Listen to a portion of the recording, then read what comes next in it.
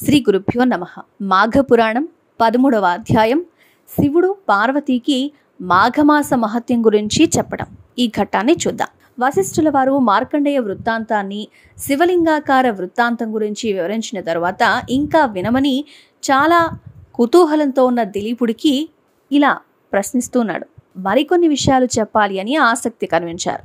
అప్పుడు దిలీపుడిలా అడుగుతున్నాడు, మహాముని, ఈ మాఘమాస మహత్యాన్ని ఇంకా వినాలి అనే కోరిక ఉదయిస్తూ ఉంది, కాబట్టి ఇంకా విషయాలు చెప్పండి అని ప్రార్థిస్తే ఇష్టంగా ఉన్న వశిష్ఠుడు మిగతా కథను కూడా ఇలా చెప్తూ ఉన్నాడు. ఒకానొక సమయంలో పార్వతీదేవికి శివుణ్ణి, నారదుణ్ణి, బ్రహ్మ మాఘమాస మహత్యాన్ని గురించి చెప్పి ఉన్నారు.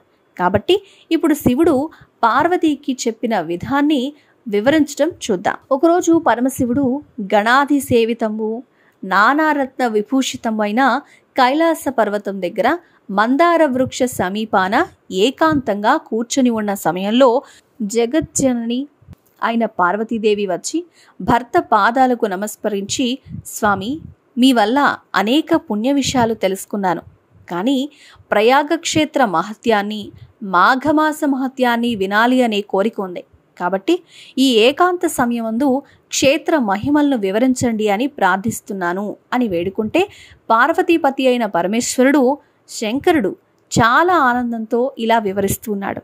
దేవి, నీ ఇష్టాన్ని తప్పక నెరవేరుస్తాను, శ్రద్ధగా విను. సూర్యుడు మకర రాశి యందు ఉండగా మాఘమాసం నందు ప్రాతకాలాన ఏ మనిషి నదీ స్నానాన్ని చేస్తాడో అతడు సకల పాపాల నుంచి విముక్తి పొందటమే కాకుండా జన్మాంతరమందు మోక్షాన్ని కూడా పొందగలడు. అలాగే మాఘమాసంలో సూర్యుడు మకర రాశి యందు ఉండగా ప్రయాగ క్షేత్రం నందు నరుడు స్నానాన్ని ఆచరించడం వల్ల అతనికి వైకుంఠ ప్రాప్తి కలుగుతుంది. అంతేకాదు, జీవనది లేకపోయినా గోపాదం మునిగేంత నీరు ఉన్నా కూడా అక్కడైనా సరే మాఘమాసంలో ప్రాతకాల స్నానం గొప్ప ఫలితాన్ని ఇవ్వడమే కాకుండా సమస్త పాపాలను కూడా నశింపజేస్తుంది. రెండో రోజు స్నానం చేసిన విష్ణులోకానికి పోతారు. మూడో నాటి స్నానం వల్ల విష్ణు దర్శనం కలుగుతుంది. మాఘమాసంలో ప్రయాగ క్షేత్రం నందు కల గంగా నదిలో స్నానాన్ని ఆచరించడం వల్ల ఆ మనిషికి మరుజన్మ అనేదే ఉండదు. కాబట్టి దేవి, మాఘమాస స్నాన ఫలం ఇంత అని చెప్పనలవి కాదు. మాఘమాసం నందు భాస్కరుడు మకర రాశి యందు ఉండగా ఏది అందుబాటులో ఉన్నా, అంటే నది కానీ, చెరువు కానీ, నుయ్యి కానీ, కాలువ కానీ, లేదు అంటే గోపాదము మునిగేంత నీరు ఉన్న చోట కానీ ప్రాతకాలాన్నే స్నానం ఆచరించి సూర్య భగవానునికి నమస్కరించి తనకు తోచిన దాన ధర్మాలు చేసి శివాలయంలో కానీ, విష్ణు ఆలయంలో కానీ దీపం వెలిగించి భక్తి శ్రద్ధలతో అర్చన చేసిన మనిషికి వచ్చే పుణ్యఫలం ఇంత అంత అని చెప్పలే. ఏ మనిషి అయినా సరే తన శరీరంలో శక్తి లేక నడవలేనటువంటి వాడు కూడా గోపాదం మునిగేంత నీరున్న సెలయేరైందైనా సరే, చివరకు బావి ఎందైనా సరే స్నానం చేసి శ్రీహరి దర్శనం చేయడం వల్ల అతడు ఎలాంటి కష్టాలు అనుభవిస్తున్నా సరే ఆ కష్టాలు మేఘముల్లాగా విడిపోయి విముక్తుడవుతాడు.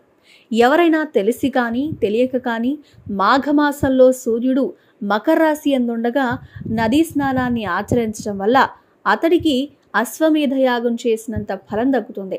అదీ కాకుండా మాఘమాసం అంతా కూడా ప్రాతకాలాన్ని నదిలో స్నానం చేసి శ్రీమన్నారాయణునికి పూజించడం, సాయంకాల సమయంలో మాఘ పురాణం చదివి విష్ణు మందిరంలో, శివాలయంలో ఏదో ఒక ఆలయంలో దీపం వెలిగించి ప్రసాదాన్ని సేవించటం వల్ల అతనికి తప్పక విష్ణులోక ప్రాప్తి కలగటమే కాకుండా పునర్జన్మ ఎప్పటికీ కలగదు. ఇలా ఒక్క పురుషులు మాత్రమే కాదు, స్త్రీలు కూడా ఆచరించవచ్చు. మనిషి జన్మ ఎత్తిన తర్వాత మళ్ళీ ఘోర పాపాలు చేసి మరణం తర్వాత రౌరవాది నరక బాధలు అనుభవించటం కంటే కూడా తాను బ్రతికి ఉన్నంతకాలం మాఘమాసమునందు నదీ స్నానం చేసి దాన ధర్మాది పుణ్యాలను ఆచరించి వైకుంఠ ప్రాప్తి పొందడం కోసం శ్రేయస్కరం కదా. ఇదే మనిషి మోక్షం పొందడానికి కూడా మార్గమవుతుంది. ఓ పార్వతి, ఏ మనిషి అయితే మాఘమాసాన్ని తృణీకరించునో అలాంటివాడు అనుభవించే నరక బాధల గురించి వివరిస్తాను, విను, సావధానంగా విను అని పార్వతీదేవికి పరమేశ్వరుడు చెప్తున్నారు. నేను తెలియజేసిన విధంగా ఏ మనిషి అయినా సరే మాఘమాసమునందు ప్రాతకాలాన నదీ స్నానం కానీ, జపం కానీ, విష్ణు పూజ కానీ, యథాశక్తి దానాది పుణ్యాలు కానీ చెయ్యడో అలాంటివాడు మరణం తర్వాత సమస్త నరక బాధలు అనుభవిస్తాడు. కుంభీన సమను అనే నరకాన పడద్రోయబడతాడు, అగ్నిలో కాల్చబడతాడు, రంపముల చేత ఖడ్గాల చేత నరకబడతాడు, సలసలా కాగే తైలంలో పడవేయబడతాడు, భయంకరులైన యమకింకరులచే పీడించబడుతూ ఉంటాడు. ఏ స్త్రీ వేకుజామున లేచి కాలకృత్యాలు తీర్చుకుని నదికి పోయి స్నానం చేసి సూర్య నమస్కారం, విష్ణు పూజ చేసి తన భర్త పాదాలకు నమస్కరించి అత్తమామల సేవలు చేస్తుందో అట్టి ఉత్తమ స్త్రీ ఐదోతనంతో వర్ధిల్లి ఇహంలో పరంలో సర్వసౌఖ్యాలు అనుభవిస్తుంది. ఇది ముమ్మాటికి నిజం. మాఘమాసంలో ఏ స్త్రీ అలా చేయదో అలాంటి స్త్రీ ముఖం చూడటం వల్లే సకల దోషాలు కలగటమే కాకుండా ఆమె పంది కుక్క జన్మలనెత్తి హీన స్థితి పొందుతుంది. మాఘమాస స్నానానికి వయోపరిమితి అనేది లేదు. బాలుడైనా, యువకుడైనా, వృద్ధుడైనా, స్త్రీ అయినా, బాలిక అయినా, జవ్వని అయినా, ఏ ఆశ్రమంలో ఉన్నవారైనా, ఏ కులంలో ఉన్నవారైనా కూడా మాఘమాస స్నానాన్ని ఆచరించవచ్చు. ఈ మాసమంతా నిష్ఠతో ఉండి కోటి యజ్ఞాలు చేసినంత పుణ్యం వస్తుంది. ఇది అందరికీ శ్రేయస్సు కలిగించేది.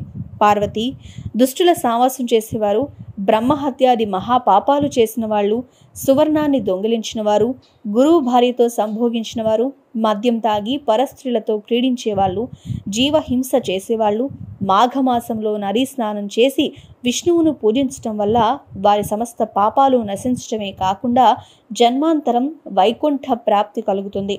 మరియు కులభ్రష్టుడైన వాడు, కొంచెం మాత్రమైనా సరే దాన ధర్మాలు చెయ్యనివాడు, ఇతరులను వంచించి వారి వద్ద నుంచి ధనాన్ని అపహరించేవాడు, అసత్యమాడి ప్రొద్దుగడుపుకునేవాడు, మిత్రద్రోహి, హత్యలు చేసేవాడు, బ్రాహ్మణులను హింసించేవాడు, ఎప్పుడు వ్యభిచారులతో తిరిగేవాళ్ళు, తాళికట్టిన ఇల్లాలని బిడ్డలను వేధించేవాడు, రాజద్రోహి, గురుద్రోహి, దైవభక్తి లేనివాడు, దైవ భక్తులను ఎగతాళి చేసేవాడు, గర్వము కలవాడై తానే గొప్పవాణ్ణి అనే అహంభావంతో దైవ కార్యాలను, ధర్మ కార్యాలను చెడగొడుతూ దంపతులకు విభేదాలు కల్పించి సంసారంలో విడదీయవాడు, ఇళ్లను తగలబెట్టేవాడు, చెడు పనులకు ప్రేరేపించేవాడు, ఇలాంటి పాపకర్మలు చేసేవాళ్ళంతా కూడా ఎట్టి ప్రాయశ్చిత్తములు జరపకనే మాఘమాస స్నానాన్ని చేసినంత మాత్రం వల్లే పవిత్రులవుతారు అని చెప్తున్నారు. కాబట్టి దేవి, ఇంకా కూడా దాని మహత్యాన్ని వివరిస్తాను విను. తెలిసి ఉండి కూడా పాపాలు చేసేవాడు, క్రూర కర్మాలు ఆచరించేవాడు, సిగ్గు విడిచి తిరిగేవాడు, బ్రాహ్మణ దూషణ చేసేవాడు, ఇలాంటి వాళ్ళు కూడా మాఘమాసంలో ఉదయమే నదికి వెళ్ళి స్నానం చేసిన వాళ్ళకున్న పాపాలన్నీ కూడా నశించిపోతాయి. మాఘమాస స్నానాలు ప్రాతకాలాన్నే చేయాలి. అలాని చేసినతో సత్ఫలము కలుగుతుంది. ఏ మనిషి భక్తి శ్రద్ధలతో మాఘమాసం మొదటి నుంచి ఆఖర పర్యంతం వరకు స్నానాలు చేసేదను అని సంకల్పిస్తాడో అలాంటి మనిషికి ఉన్న పాపాలన్నీ తొలగిపోయి ఎటువంటి దోషములు లేకుండా పరిశుద్ధుడవుతాడు. అతడు పరమపదం చేరడానికి కూడా అర్హుడుగా పరిగణించబడతాడు. శాంభవి, 12 మాసాల్లో కూడా మాఘమాసం చాలా ప్రశస్తత చెందింది. సకల దేవతలలో శ్రీమన్నారాయణుడే ముఖ్యుడు. అన్ని శాస్త్రాల్లో వేదం ప్రధానమైనది. అన్ని జాతుల్లో బ్రాహ్మణుడు అధికుడు. అన్ని పర్వతాల్లో మేరు పర్వతం గొప్పది. అలాగే అన్ని మాసాల్లో మాఘమాసం శ్రేష్టమైనది అవటం వల్ల ఆ మాసం నందు ఆచరించే ఏ స్వల్ప కార్యమైనా కూడా గొప్ప ఫలితాన్ని కలుగజేస్తోంది. చలిగా ఉన్నది అని స్నానం చెయ్యని వాడు మనిషి తనకు లభించబోయే పుణ్యఫలం కాలితో తన్నుకున్నట్టే అవుతుంది. వృద్ధులు, జబ్బుగా ఉన్నవారు చలిలో చన్నీళ్లలో స్నానం చేయలేరు. కాబట్టి అలాంటి వారు ఎండుకట్టెలు తెచ్చి అగ్ని రాచేసి వారికి చలి కాగనిచ్చి తరువాత స్నానం చేయించిన ఎడల ఆ స్నాన ఫలం పొందగలరు. అదియో కాక చలి కాగిన వారు స్నానం చేసి శ్రీహరిని దర్శించిన తరువాత అగ్నిదేవుడికి, సూర్యభగవానుడికి నమస్కరించి నైవేద్యం పెట్టాలి. మాఘమాసంలో శుచి అయి ఒక బీద బ్రాహ్మణుడికి వస్త్రదానం చేయటం వల్ల మంచి ఫలితం కలుగుతుంది. ఈ విధంగా ఆచరించే వాళ్ళని చూసి ఏ మనిషైనా సరే అపహాస్యం చేస్తే లేకపోతే అడ్డు తగినా సరే మహాపాపం సంప్రాప్తిస్తుంది. మాఘమాసం ప్రారంభం కాగానే వృద్ధులకు తండ్రిని, తల్లిని, తన భార్యను లేకపోతే కుటుంబ సభ్యులందరినీ మాఘమాస స్నానం ఆచరించేలాగా ఏ మనిషి చేయగలుగుతాడో అతనికి మాఘమాస ఫలితము తప్పకుండా కలుగుతుంది.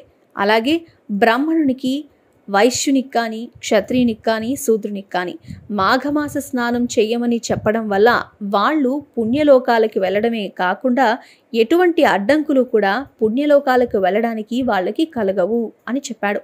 ఇక మాఘమాస స్నానాలు చేసిన వారిని కానీ, చేయలేని వారిని కానీ, ప్రోత్సహించు వాళ్ళని కానీ చూసి ఆక్షేపించి పరిహాసం ఆడేవారికి ఘోర నరక బాధలు కలగటమే కాకుండా ఆయు క్షీణమవుతుంది, వంశక్షీణం కలిగి దరిద్రుడవుతారు అని చెప్పారు.